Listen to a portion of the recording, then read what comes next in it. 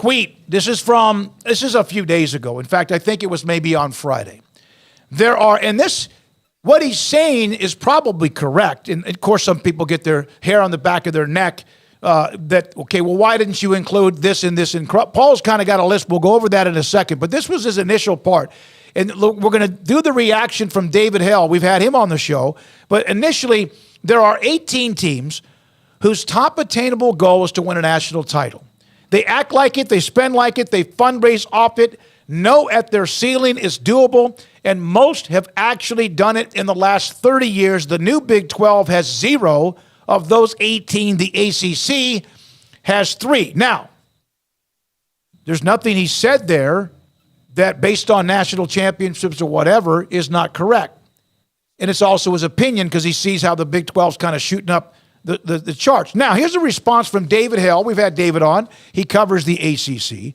It's been pretty upfront, but I think the ACC is in a near impossible situation long term. But it's interesting that there's not a brand in the Big 12 that would move the needle on the ACC's TV deal, yet the vibes, as the kids say, are so much better basically right now in the Big 12 than the ACC. All right, so here's where Bud's paths diverge in the woods. He is not wrong. I mean, who in the Big 12 spends like any of these teams historically? All right. And we have to, this is what, so let's go. So doesn't mean they won't. Doesn't mean they have it at times, but consistently year in and year out. The 3 ACC teams are FSU, Miami, and Clemson. All right, I'm going to write these down too. Okay. All right. Ohio State, Michigan, Penn State. Right. Oklahoma, Texas, Notre Dame. All right. USC, Georgia, Oregon, and Bama. Okay. Auburn, Florida, Tennessee, LSU, A&M, Wisconsin, and Washington. Now, those 3 at the bottom have not been in the discussion for a national title. That's 20 teams. But those are the ones he kind of tweeted out or responded to it. So there might be a couple you can take out of there, but somebody made a list and he said yes to this, and he said Washington or Wisconsin and Washington were kind of on the fringe.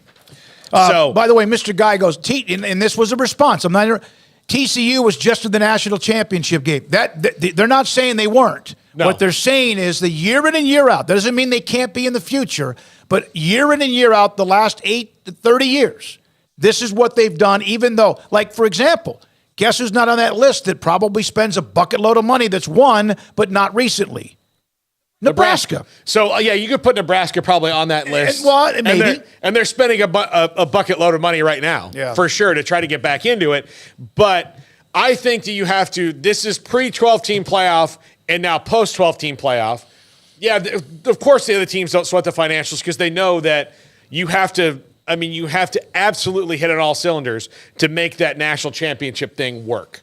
And like TCU did last year. It was the absolute perfect combination of preparation, hard work, skill, and luck. Right. Because they did have to get lucky.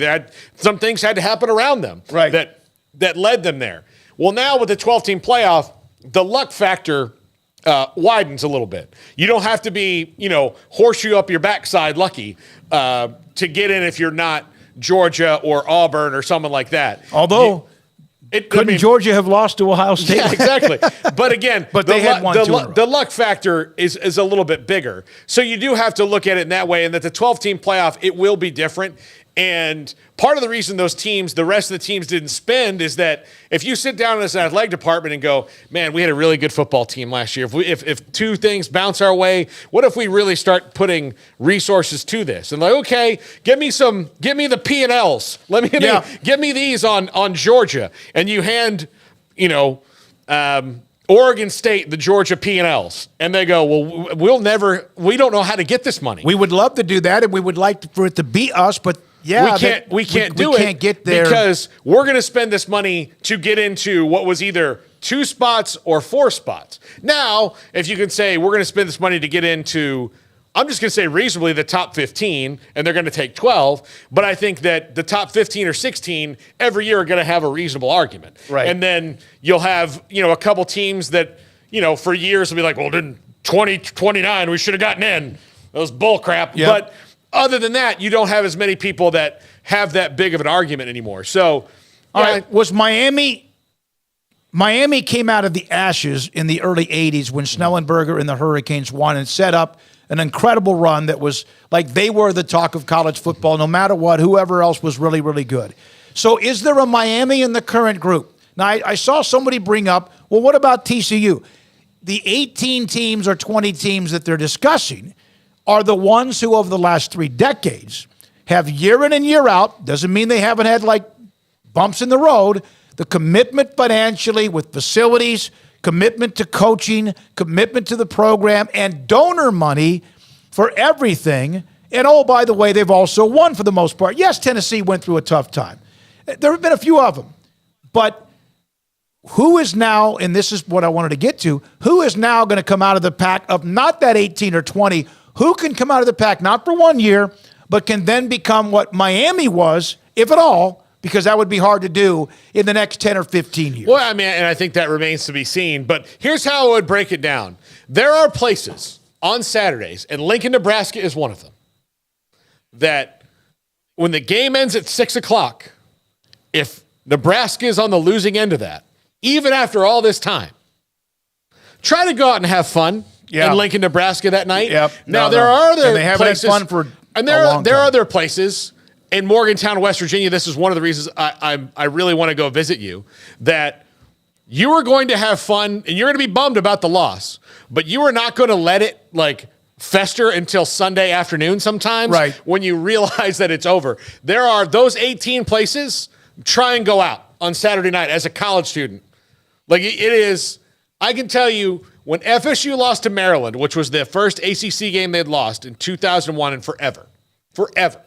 And my friends and I were standing at Bullwinkle's on Tennessee Street, and there was like 8 people in the bar other than us, just like sadly drinking beer going, I mean, that was the whole night. But you were going to drink and probably drink too much anyway had they won, but now you were drowning your sorrow. But yeah, I've in other college towns where, heck, I was in Athens one night back in that same time. They got worked, and they just didn't have that expectation. And everybody was like, "Hey, what's going on?" I'm like, "You guys just got worked. What's going on here?" But now they're in that. They're in that group. Yeah. So there's 18 or 20. That doesn't mean that you have to agree with him putting A&M in there.